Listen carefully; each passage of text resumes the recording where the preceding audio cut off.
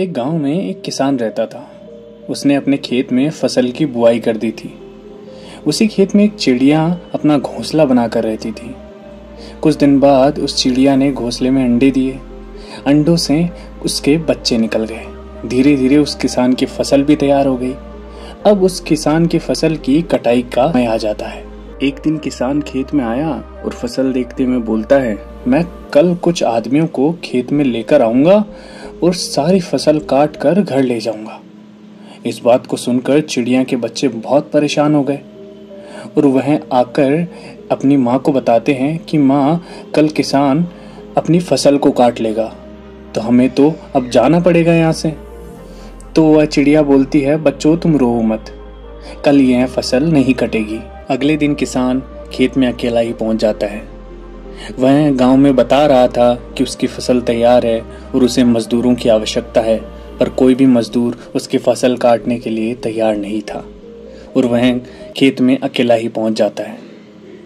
यह देखकर चिड़िया अपने बच्चों से कहती है, देखा, मैंने कहा था ना, यह फसल नहीं कटेगी कल।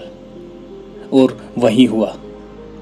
अब किसान फसल को देखते हुए बोलता है कि कल मैं अपने भाइयों को लेकर आऊंगा और कल तो मैं फसल जरूर काट लूंगा और सारी फसल घर ले जाऊंगा।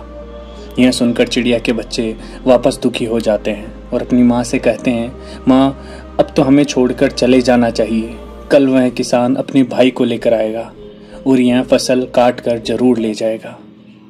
तो वह चिड़िया कहती है कि नहीं, कल भी यह फसल नहीं कटेगी। अगले दिन किसान फिर अकेला ही लौटता है और वह कहता है, मेरे भाइयों ने तो मुझे धोखा दे दिया है, वह मेरी फसल काटने से इनकार कर चुके हैं। अब कल मैं यह फसल अकेला ही काटने आऊँगा और सारी फसल जितना भी टाइम लगे मैं ले जाऊँगा काट कर। यह सुनकर चिड़िया अपने बच्चों से कहती है, बच्चों, अब हमें यह खेत छोड़कर चले जाना चाहिए। यह देखकर चिड़िया के बच्चे बोलते हैं, माँ, 2 बार तो यह हो चुका है, पर इस बार तुम यह क्यों कह रही हो कि हमें जाना पड़ेगा, कल भी किसान नहीं आएगा।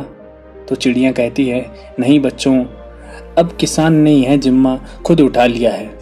इतने दिन वह दूसरों पर निर्भर था, अब वह अकेला इस फसल को जरूर काट लेगा, तो हमें यहाँ से चले जाना चाहिए। इस तरह वह चिड़िया और उसके बच्चे उसी रात उस खेत को छोड़कर चले जाते हैं। तो दोस्तों, कहानी का सार है कि अगर हम किसी काम के लिए दूसरों पर निर्भर रहते हैं तो अवश्य ही वह काम अधूरा ही रहेगा, और उसी जगह अगर हम अपना काम खुद करने का जिम्मा उठा लेते हैं तो वह काम जरूर पूरा हो ही जाएगा।